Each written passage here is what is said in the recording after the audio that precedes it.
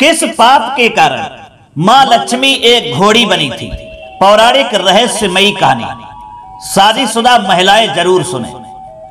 नमस्कार दोस्तों, दर्पण ज्ञान गंगा यूट्यूब चैनल में आपका फिर से स्वागत है। प्रिय दर्शकों, आज की कहानी जो है ये पौराणिक कहानी है और रहस्यमयी भी है, जिसमें आज हम आपको बताएंगे कि माता लक्ष्मी के लिए किस पाप के कारण घोड़ी बनना पड़ा था। मित्रों, ये सुनकर के आप बड़ा ही आश्चर्य में पड़ गए होंगे। आप सोचते होंगे कि माता लक्ष्मी को घोड़ी बनना पड़ा, ऐसा कैसे हो सकता है? अरे माता लक्ष्मी तो जगत जननी है, जगत का पालन करने वाली हैं, वो जगत माता हैं। फिर उनके द्वारा ऐसा कौन सा पाप बन गया जिस पाप की सजा भुगतने हेतु उन्हें घोड़ी बनना पड़ा? तो दोस्तों, ये कहानी जो है ये पौराणिक है और शंका न करते हुए आइए आपको हम बताते हैं कि माता लक्ष्मी को किस पाप के कारण घोड़ी बनना पड़ा था। बस आपसे निवेदन है कि आप हमारी वीडियो की समाप्ति होने तक चैनल पर बने रहें और इस आख्यान के लिए अर्थात इस प्रसंग के लिए ध्यान पूर्वक सुनना और शुरू से अंत तक ही श्रवण करना, तभी आपको पूरी तरह से यह जानकारी प्राप्त हो पाएगी क्या ये सत्य है कि माता लक्ष्मी को घोड़ी बनना पड़ा था। अधूरा वीडियो छोड़ करके मत जाना, और नहीं तो आपको ये जानकारी पूर्ण तरह से नहीं मिल पाएगी। चलिए दर्शक भाइयों, आपका कीमती समय नष्ट न करते हुए अब सीधे इस पौराणिक कहानी की ओर बढ़ते हैं। प्रिय दर्शकों, एक समय की बात है, पांडवों के वंशज जन्मेजय वेदव्यास जी के पास में आते हैं और उनसे पूछने लगते हैं कि हे करुणा निधान, कृपया मुझे ये बताइए कि माता लक्ष्मी को एक घोड़ी का रूप धारण क्यों करना पड़ा था, और फिर उन्हें इस रूप से मुक्ति कैसे मिली थी, तथा हाय क्षत्रियों की उत्पत्ति कैसे हुई थी और किस कारण से उनका ये नाम पड़ा था। कृपया आप मुझे विस्तार से इस संपूर्ण कथा सुनाइए और समझाने की कृपा कीजिए। प्रिय दर्शकों, तब वेद व्यास जी कहते हैं कि हे राजन जन्मेजय, आपने बड़ा ही उत्तम प्रश्न किया है।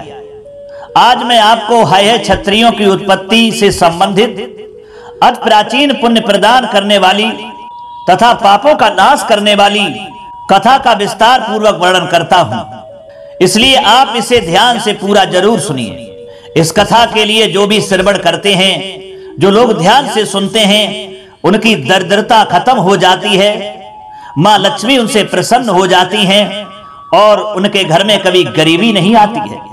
मां लक्ष्मी हमेशा साथ रहती हैं। दोस्तों, तब राजा जन्मेजय जी कहते हैं कि हे मुनिवर व्यास जी, आपके मुख से इस कथा को सुनने के लिए मैं बहुत ही जिज्ञासु हूं। कृपया आप मुझे वह प्राचीन कथा अवश्य सुनाइए और बताइए कि माता लक्ष्मी को घोड़ी क्यों बनना पड़ा था। मैं आपका बहुत ही आभारी रहूंगा। प्रिय दर्शकों, तब वेद व्यास जी कहते हैं कि हे राजा, पूर्व काल की बात है, एक दिन अत्यंत सुंदर रूपवान तथा अपरिमित तेज वाले सूर्य देव के पुत्र जो रेवंत नाम से तीनों लोक में विख्यात हैं, वे अपने अत्यंत सुंदर उच्च श्रेवा घोड़ा पर सवार होकर के और वैकुंठ धाम में भगवान विष्णु के दर्शन करने की इच्छा को जागृत करते हैं। सोचते हैं चलो भगवान विष्णु के वैकुंठ धाम में दर्शन करना चाहिए। तो दोस्तों, सूर्यदेव के पुत्र जो रेवंत थे, वह उच्च श्रेवा घोड़े पर सवार होकर के वैकुंठ धाम के लिए प्रस्थान करने के लिए चलते हैं। दोस्तों, ये उच्च श्रेवा जो था, ये घोड़ा समुद्र मंथन के समय निकला था, जिसमें 14 रत्न निकले थे, उसमें ये उच्च श्रेवा घोड़ा भी निकला था और माता लक्ष्मी की समुद्र मंथन से ही उत्पत्ति हुई थी। इसलिए ये उच्च श्रेवा घोड़ा माता लक्ष्मी का भाई भी हुआ था। तो दोस्तों, जब सूर्यदेव के पुत्र रेवंत अपने उच्च श्रेवा घोड़े पर सवार होकर के भगवान विष्णु के दर्शन की अभिलाषा से वैकुंठ लोक में जब पहुंचे, तब देवी लक्ष्मी की दृष्टि उस घोड़े पर सवार रेवंत पर पड़ी। देवी लक्ष्मी अपने भाई उच्च श्रेवा घोड़े को देखकर अत्यंत प्रसन्न हुई और उसके सुंदर रूप को निहारने लगी। सूर्य पुत्र रेवंत को वैकुंठ की ओर आता देखकर भगवान विष्णु ने लक्ष्मी जी से प्रेम पूर्वक पूछा कि हे प्रिय, देखो सूर्यदेव के पुत्र रेवंत आपके भाई उच्च श्रेवा घोड़े पर सवार होकर के आ रहे हैं। हे लक्ष्मी, अब वे किस कारण से वैकुंठ लोक में पधार रहे हैं, ये हमें बताइए। दोस्तों, भगवान विष्णु ने जब माता लक्ष्मी से ये पूछा, किंतु देवी लक्ष्मी ने भगवान विष्णु की बात नहीं सुनी और वे एक टक उस उच्च श्रेवा घोड़े की ही ओर देखने लगे। टकटकी लगा करके रह गईं, पलक झपकाना भूल गई। भगवान विष्णु ने फिर पुनः कहा कि लक्ष्मी, कहां खो गई हो? तुम्हारे भाई उच्च श्रेवा घोड़े पर ये सूर्य देव के पुत्र यहाँ आए हैं, किस अभिलाषा से आए हैं, मुझे बताइए। बार बार पूछने पर भी दोस्तों देवी लक्ष्मी ने कुछ नहीं कहा, वे बस उस घोड़े की ओर ही निहारती रही। देवी लक्ष्मी को इस प्रकार से अत्यंत मोहित होकर उस घोड़े को निहारते हुए देखकर भगवान विष्णु जो थे वे क्रोधित हो गए और कहने लगे, हे प्रिय, हे सुलोचने, तुम क्या देख रही हो? इस घोड़े को देखकर तुम इतनी मोहित हो गई हो कि मेरे द्वारा बार बार पूछने पर भी तुम उत्तर नहीं दे रही हो। तुम्हारा चित्त जो है सभी ओर रमण करता है, इसलिए हे प्रिय, तुम्हारी चंचलता के कारण तुम कहीं भी चली जाओगी और जिस प्रकार से सामान्य नारी चंचल होती है, तुम भी कभी स्थिर स्वभाव वाली नहीं रहोगी। तुम कभी अधिक समय के लिए एक स्थान पर नहीं रह सकोगी। मेरे पास रहकर भी तुम उस अश्व को देखकर मोहित हो गई हो, इसलिए तुम मृतलोक में घोड़ी के रूप में जन्म ग्रहण करोगी। ये हमारी ओर से तुम्हारे लिए श्राप है। दोस्तों, जब भगवान विष्णु ने इस प्रकार से देवी लक्ष्मी को श्राप दे दिया तो देवी लक्ष्मी अत्यंत भयभीत हो गई तथा दुखी होकर के रोने लगी और विनय पूर्वक प्रणाम करती हुई भगवान विष्णु से बोली कि हे जगदीश्वर, हे करुणा निधान, हे केशव, हे गोविंद, एक छोटे से अपराध के लिए आपने मुझे ऐसा भयंकर श्राप क्यों दे दिया है?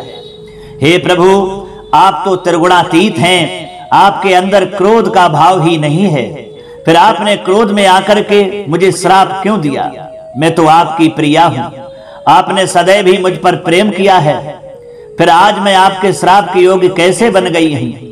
स्वामी, मैं आपके विरह में नहीं रह पाऊंगी। दोस्तों, तब भगवान विष्णु कहने लगे कि हे देवी, तुम किसी भी श्राप के योग्य नहीं हो।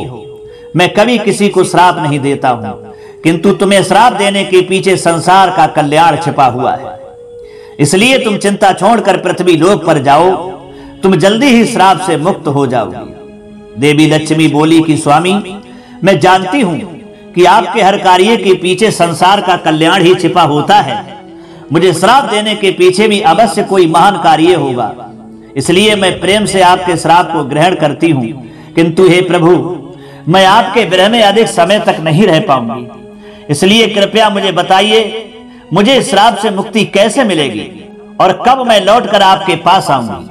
दोस्तों, तब भगवान विष्णु बड़े प्रेम से कहते हैं कि हे प्रिय, जब पृथ्वी लोक पर तुम्हें मेरे समान एक पुत्र की प्राप्ति हो जाएगी, तब पुनः तुम मुझे प्राप्त करके वैकुंठ लोक में लौट आओ। दोस्तों, फिर जन्मेजय व्यास जी से कहने लगे कि हे मुनिवर, भगवान विष्णु के द्वारा श्राप देने के बाद देवी लक्ष्मी ने किस प्रकार से घोड़ी के रूप में जन्म लिया था और भगवान विष्णु के वियोग में देवी लक्ष्मी ने घोड़ी का रूप धारण करके किस देश में समय व्यतीत किया और कितने समय तक वो स्थान पर रही और उस स्थान पर रहते हुए देवी लक्ष्मी ने कौन सा व्रत किया था तथा भगवान विष्णु से अलग रहते हुए उन्हें पुत्र की प्राप्ति कैसे हुई और फिर कब भगवान विष्णु और देवी लक्ष्मी का पुनः मिलन हुआ? हे गुरुवर, कृपया मुझे ये सारा वृतांत विस्तार पूर्वक सुनाइए। प्रिय दर्शकों, तब व्यास जी कहते हैं कि हे राजन, अब मैं आपको सुनाता हूं कि देवी लक्ष्मी ने अश्व का रूप धारण करके क्या किया और किस प्रकार से उन्हें पुत्र की प्राप्ति हुई। कृपया आप इस सुंदर मनोहर वृतांत को ध्यान पूर्वक सुनो।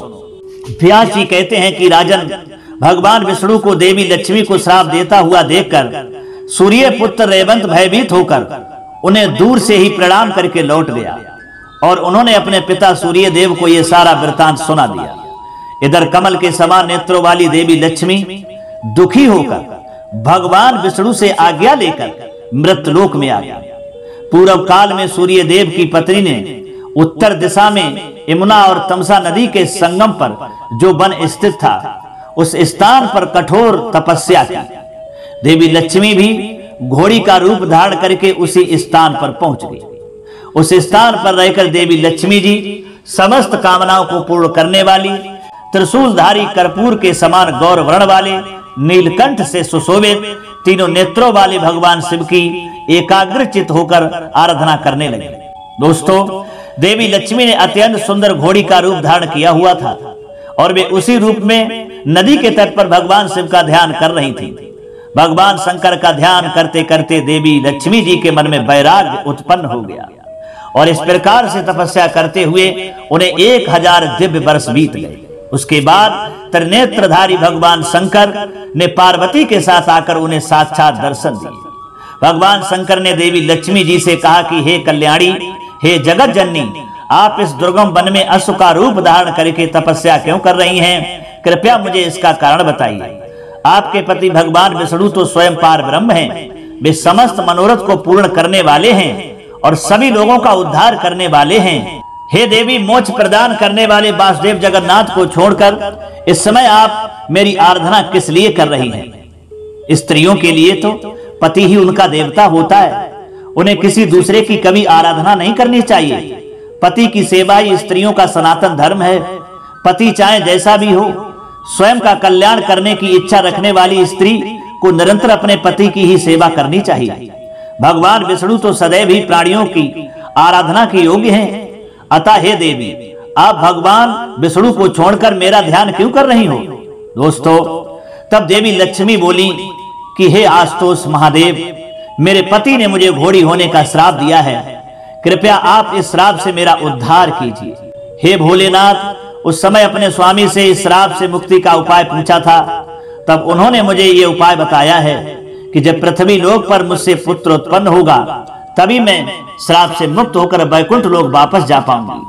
मेरे स्वामी के द्वारा ऐसा कहने के कारण ही मैं तपस्या करने के लिए इस तपोवन में आ गई हूँ और संपूर्ण मनोकामना की पूर्ति करने वाले आप परमेश्वर की आराधना करने लगी हूँ। हे महादेव, मुझ निरपराध पत्नी को छोड़कर मेरे स्वामी विष्णु तो वैकुंठ लोक में विराजमान हैं, अतः पति के सानिध्य के बिना मैं पुत्र कैसे उत्पन्न कर सकती हूँ? हे शिव शंकर, यदि आप मुझ पर प्रसन्न हैं तो मुझे पुत्र प्राप्ति का वर प्रदान कीजिए। आप में और श्री हरि में कोई भेद नहीं है। हे महादेव, मैं अपने स्वामी के पास थी, तभी से ये बात मुझे पता है कि जो आप हैं वह श्री हरि हैं और जो वे हैं वही महादेव हैं। आप दोनों एक ही हैं, इसमें संशय नहीं है। आप और श्री विष्णु एक ही हैं, ये जानकर ही मैंने आपका स्मरण किया है। अन्यथा हे शिव, पति को छोड़कर आपका आश्रय लेने से मुझे दोष लग जाता। तब भगवान शिव कहने लगे कि हे देवी, मैं और विष्णु एक ही हैं, ये बात आपको कैसे पता चली है? मुझे सत्य सत्य बताओ। देवता और ऋषि मुनि भी इस बात को नहीं जानते हैं, वे भी तरह तरह के कुतर्क करते रहते हैं, उन्हें भी हमारे एक होने की बात नहीं पता है। मेरे बहुत से भक्त भगवान विष्णु की निंदा करते हैं और श्री विष्णु के अनेक से भक्त सदैव मेरी निंदा करने में लगे रहते हैं। हे समुद्र वासिनी, चारों युगों में भी बहुत ही कम लोग जानते हैं कि मैं ही विष्णु हूँ और विष्णु ही शिव हैं। दूषित बुद्धि वाले लोग हमारे एकत्व को नहीं जानते हैं। मेरे और विष्णु के एक होने की बात को जानना अत्यंत दुर्लभ है, किंतु आपको ये ज्ञान कैसे प्राप्त हुआ? दोस्तों, भगवान शिव के इस प्रकार से पूछने पर देवी लक्ष्मी जी ने भगवान शिव को एक प्रसंग सुनाना आरंभ किया। लक्ष्मी जी कहती हैं कि हे महादेव, एक बार भगवान विष्णु एकांत में पद्मासन पर बैठकर ध्यान करने लगे थे। जब मैंने भगवान विष्णु को ध्यान करते हुए देखा तो मुझे बहुत ही विस्मय हुआ और मैंने बड़ी ही विनम्रता से उनसे जाकर के पूछा कि स्वामी, समुद्र मंथन के समय जब मेरा जन्म हुआ था तो सभी देवताओं में आपको ही सर्वश्रेष्ठ देखकर मैंने आपको ही पति रूप में स्वीकार किया था। अतः हे सर्वेश्वर, आप ही पार ब्रह्म हैं, तो आप किसका ध्यान कर रहे हैं? क्या आपसे भी कोई श्रेष्ठ देवता इस जगत में है? मेरे मन में दुविधा उत्पन्न हो रही है, कृपया आप मुझे अपने मन की बात बताइए। तब भगवान विष्णु ने कहा कि हे प्रिय, मैं सदैव ही आशुतोष भगवान पार्वती शंकर का ध्यान कर रहा हूँ और देवादित्य मेरे जो भक्त भगवान शिव से द्वेष करते हैं, उनकी निंदा करते हैं, वे निश्चित रूप से नरक में पड़ते हैं और जो शिव के भक्त मेरी निंदा करते हैं वे भी नरकगामी होते हैं। दोस्तों, देवी लक्ष्मी भगवान शिव से तब कहती हैं कि हे महादेव, इस प्रकार से मेरे स्वामी ने इसे अत्यंत गोपनीय रहस्य को मुझे बताया है, इसलिए आपको भगवान विष्णु का परम प्रिय जानकर ही मैंने आपका ध्यान किया है। अतः हे महादेव, कृपया आप मुझे मेरे पति का सानिध्य प्राप्त हो ऐसा उपाय बताइए, ऐसा कोई उपाय कीजिए। देवी लक्ष्मी के ऐसे वचन सुनकर के दोस्तों भगवान शिव जो थे अत्यंत प्रसन्न हो गए और मुस्कुराते हुए कहने लगे कि हे देवी धैर्य रखो, मैं तुम्हारी तपस्या से बहुत ही प्रसन्न हूं। तुम्हारा तुम्हारे पति से मिलन अवश्य होगा, इसमें संदेह नहीं है। मेरी ही प्रेरणा से भगवान विष्णु अश्व का रूप धारण करके तुमसे मिलने के लिए तुम्हारे पास आएंगे और उन नारायण के मिलन से तुम्हें उन्हीं के समान पुत्र प्राप्त होगा। वह पृथ्वी लोक पर राज्य करेगा और कीर्ति प्राप्त करेगा और इस प्रकार से पुत्र को प्राप्त करके तुम भगवान विष्णु के साथ वैकुंठ लोक को चली जाओगी और उनकी प्रिय हो जाओगी। आप दोनों का वह पुत्र एक वीर नाम से तीनों लोकों में ख्याति प्राप्त करेगा। उसी पुत्र से पृथ्वी पर हय वंश का निर्माण होगा। हे देवी, तुम सदैव ही अपना मन भगवान विष्णु में लगाओ, उन्हीं का चिंतन करो, क्योंकि तुम्हारा चित्त पहले अपने स्वामी में लगा होता तो तुम्हारा ध्यान उस घोड़े पर नहीं जाता। इसी कारण से ही तुम्हें यह श्राप लगा है। एक स्त्री का मन सदैव ही उसके पति में ही लगा रहना चाहिए। अब तुम इसी स्थान पर बैठकर अपने पति भगवान विष्णु की आराधना करो, उन्हीं का ध्यान करो, तुम्हें इस श्राप से शीघ्र ही मुक्ति मिल जाएगी। दोस्तों, इस प्रकार से भगवान शिव देवी लक्ष्मी को वरदान देकर पार्वती सहित उस स्थान से अंतर्ध्यान हो गए। फिर देवी लक्ष्मी उसी वन में बैठकर भगवान विष्णु का ध्यान करने लगे। एक घोड़ी के रूप में वे सदैव ही अपने पति को स्मरण करने लगे और अपने पति के अश्व रूप में आने की प्रतीक्षा करती हुई बार बार उनकी स्तुति करने लगे। इधर देवी लक्ष्मी को वरदान देकर भगवान शिव माता पार्वती को लेकर कैलाश पर्वत पर चले गए। वहां पहुंचकर उन्होंने देवी लक्ष्मी का कार्य सिद्ध करने के उद्देश्य से अपने कार्य कुशल गढ़ चित्ररूप को बुलाया और कहने लगे कि हे चित्ररूप, तुम अभी इस क्षण वैकुंठ लोक जाओ और मेरे शब्दों में ये भगवान विष्णु से कहकर उनसे प्रार्थना करो, जिससे वे अपनी दुखी पत्नी को शोक से मुक्त कर दें। दोस्तों, भगवान शंकर के ऐसा कहने पर वह चित्ररूप शीघ्रता से भगवान शिव का संदेश लेकर वैकुंठ लोक की ओर निकल पड़ा।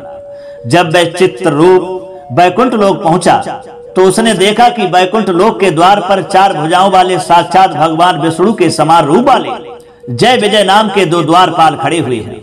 उन्हें देखकर चित्ररूप ने उन्हें प्रणाम किया और उनसे कहने लगे कि हे द्वारपालों, तुम लोग शीघ्र ही भगवान विष्णु के पास जाओ और उनसे कहो कि भगवान शिव द्वारा भेजा हुआ दूत उनके दर्शन करने के लिए उनके द्वार पर आया हुआ है। फिर भगवान विष्णु के पार्षद जो थे जय विजय शीघ्रता से भगवान विष्णु के पास में जाते हैं, उन्हें प्रणाम करने लगे और कहने लगे कि हे प्रभु, भगवान शंकर का एक दूत आपके दर्शन करने के लिए आया है। वह द्वार पर खड़ा है। अब आप आदेश दीजिए कि उसे वैकुंठ लोक में प्रवेश दिया जाए अथवा नहीं। तब भगवान विष्णु कहते हैं कि उस दूत का नाम क्या है। तब जय और विजय बताते हैं कि उस दूत का नाम चित्ररूप है। हम उसके आने का प्रयोजन नहीं जानते कि वह क्यों आया है। भगवान विष्णु महादेव के दूत चित्ररूप के आने का कारण पहले से ही जानते थे। दोस्तों, इसीलिए उन्होंने अपने पार्षदों से कहा कि हे पार्षदों, द्वार पर खड़े हुए भगवान शंकर के उस दूत को बड़े आदर के साथ सम्मान के साथ यहाँ पर लेकर के आओ। मित्रों, फिर वे पार्षद जय विजय द्वार पर खड़े भगवान शंकर के दूत के पास में जाते हैं और उन्हें बड़े आदर के साथ वैकुंठ लोक में आने के लिए कहते हैं।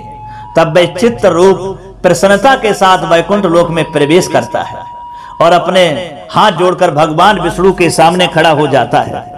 अपने सामने हाथ जोड़कर खड़े हुए उस चित्ररूप को देखकर भगवान विष्णु प्रसन्नता के साथ कहते हैं कि हे चित्ररूप, वैकुंठ लोक में तुम्हारा स्वागत है। कैलाश में सब कुशल मंगल तो है ना? कहो, तुम भगवान शिव की ओर से क्या समाचार लेकर के आए हो, क्या संदेश लेकर के आए हो? तुम्हें शिवजी ने आज वैकुंठ में किस प्रयोजन से भेजा है? शिवजी का कोई काम तो नहीं आ पड़ा है? तुम मुझे बताओ। प्रिय दर्शकों, फिर वह चित्ररूप विनम्रता के साथ कहने लगता है कि हे गरुड़ध्वज, हे जनार्दन, आपको मेरा कोटि कोटि प्रणाम हो। आप तो सर्वज्ञ हैं, सब कुछ जानते हैं। आप ये भी अवश्य जानते होंगे कि मैं आज आपके पास किस प्रयोजन से आया हूं। तथापि भगवान शंकर ने मुझे आपके पास किस कारण से भेजा है, वह मैं आपसे कह रहा हूं। हे प्रभु, भगवान शिव ने जिन शब्दों में कहा है, मैं उन्हीं शब्दों में आपसे कह रहा हूं। हे देवेश, उन्होंने कहा है कि आपकी भार्या लक्ष्मी जी यमुना और तमसा नदी के संगम पर दुर्गम वन में तपस्या कर रही हैं। समस्त संसार के आराधना के योग्य एवं समस्त मनोरथ को पूर्ण करने वाली देवी लक्ष्मी घोड़ी का रूप धारण किए हुए हैं। देवी लक्ष्मी के बिना इस संसार का कोई भी प्राणी सुखी नहीं रह सकता। हे जनार्दन, उनका परित्याग करने के पीछे क्या कारण है? हे प्रभु, दुर्बल तथा निर्धन व्यक्ति भी अपनी पत्नी की रक्षा करते हैं, तब हे प्रभु आपने बिना अपराध के देवी लक्ष्मी का त्याग क्यों कर दिया है? जिसकी भार्या संसार में दुख प्राप्त करती है उसके जीवन को धिक्कार है। ऐसे व्यक्ति की तो शत्रु भी निंदा करते हैं। आपके सभी शत्रु इस समय लक्ष्मी को आपसे अलग होकर दुखी देखकर प्रसन्न हो रहे होंगे। इसलिए हे जगत पिते, आप देवी लक्ष्मी जी को श्राप से मुक्त करके फिर से वैकुंठ लोक को लेकर आइए, अन्यथा अनर्थ हो जाएगा। सारा जगत देवी लक्ष्मी के बिना शोक और दुख में ग्रस्त हो जाएगा।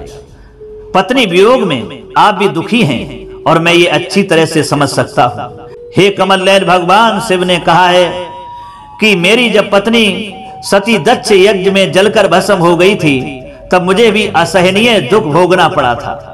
जो सती दक्ष के यज्ञ में जलकर भस्म हो गई थी उसे मैंने बहुत समय तक आप ही की तपस्या करके पार्वती के रूप में पुनः प्राप्त किया था। हे प्रभु, आपने अपनी भार्या को अकेला छोड़कर 1000 वर्ष के समय तक अकेले रहते हुए कौन सा सुख प्राप्त कर लिया है? इसलिए हे जगन्नाथ, आप देवी लक्ष्मी जी के पास जाइए और उन्हें श्राप से मुक्त करके वैकुंठ लोक वापस लेकर के आइए। हे दीनन हितकारी, आप भी असु का रूप धारण करके पतिव्रत धर्म का पालन करने वाली देवी लक्ष्मी के पास जाइए और उनसे पुत्र उत्पन्न करके वैकुंठ लेकर के आइए। इस प्रकार से दोस्तों, चित्ररूप ने भगवान शिव का वह संदेश जैसा भगवान शिव ने कहा था वैसा भगवान विष्णु को कह सुनाया। चित्ररूप के मुख से भगवान शिव का संदेश सुनकर के प्रिय दर्शकों, भगवान विष्णु ने कहा, ठीक है चित्ररूप, महादेव का कथन सत्य है, मैं अवश्य ही अश्व रूप धारण करके देवी लक्ष्मी के पास में जाता हूं।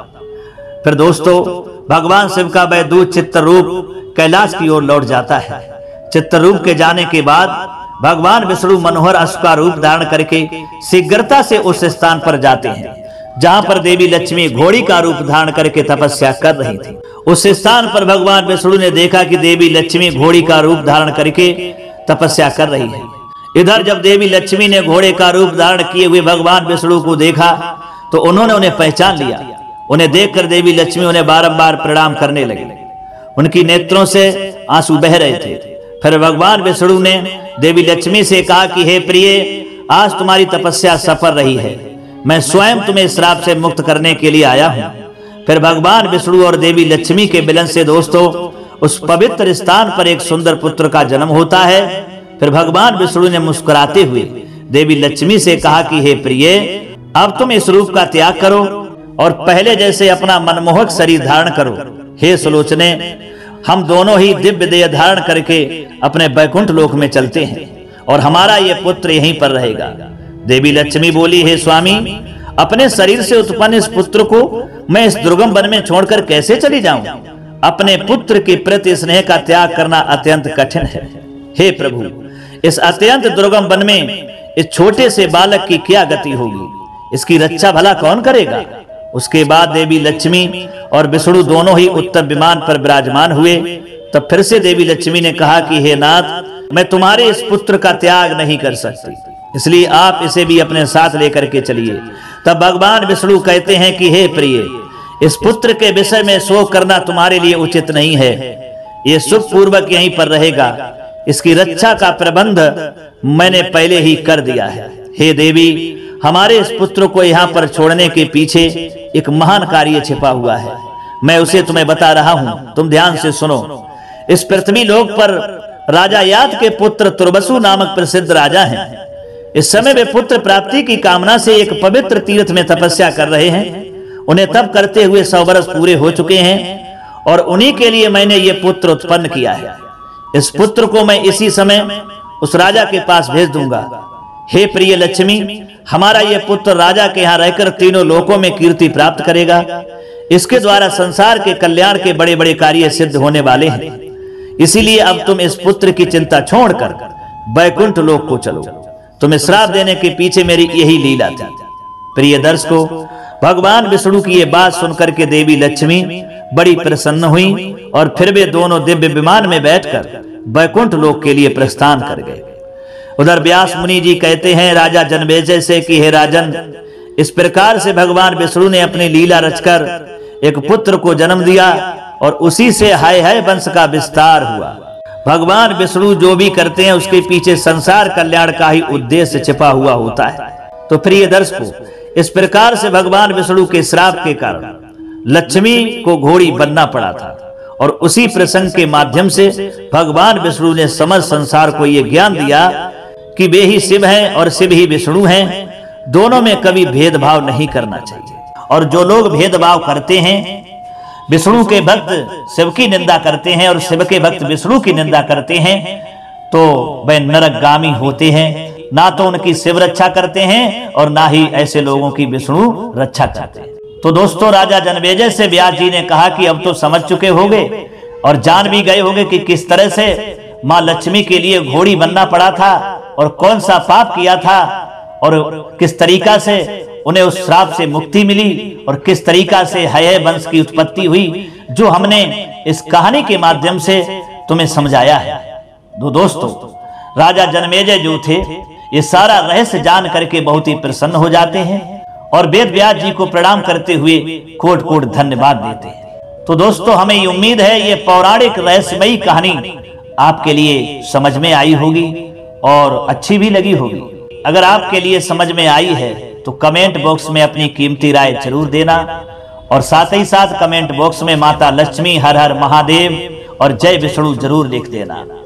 अब पुनः मिलेंगे किसी और वीडियो में। तब तक के लिए सब्सक्राइबर बंधु एवं दर्शक भाइयों के लिए राधे कृष्णा, ओम नमः शिवाय, जय माता दी।